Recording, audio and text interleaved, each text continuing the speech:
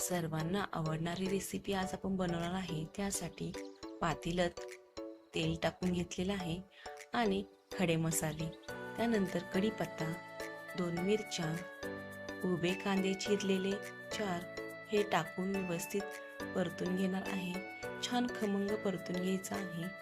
त्यानंतर आपण आलं लसणाची पेस्ट बनवायला घ्यायचं आहे।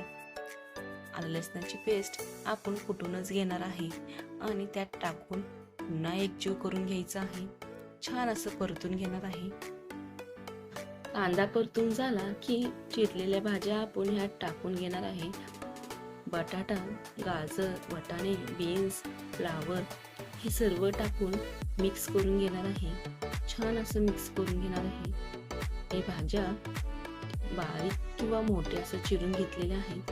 त्यानंतर आपण वाफ करून घेणार आहे। वाफेवरच आपण भाज्या शिजून घेणार आहे। त्यानंतर चिरलेले टोमॅटो हे सुद्धा टाकून आपण एकजीव करून घेणार आहे आणि छान असं परतून घ्यायचं आहे। पुन्हा झाकण लावून वाफ करून घ्यायचं आहे।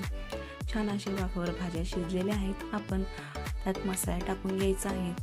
हळद आणि लाल तिखट पावडर, गरम मसाला, व्हेज बिर्याणी मसाला हे मसाले टाकून आपण एकजीव छान परतून घ्यायचा आहे। मसाले सगळे शिजत आले की त्यानंतर आपण ह्यात दही टाकून घ्यायचं आहे।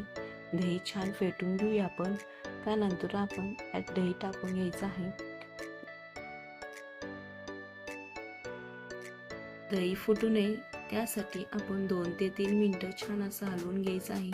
त्याला एकजीव होईपर्यंत हलवून घ्यायचं आहे। हे पहा छान असं एकजीव झालेलं आहे।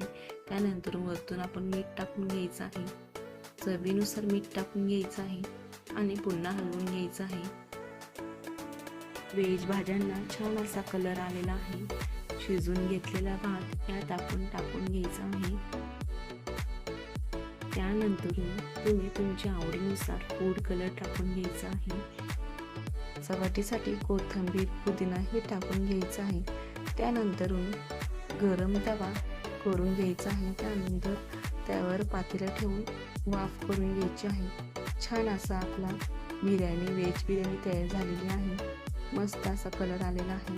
पहा, आजची रेसिपी तुम्हाला आवडली असेल तर लाईक, शेअर, सबस्क्राईब करा। धन्यवाद।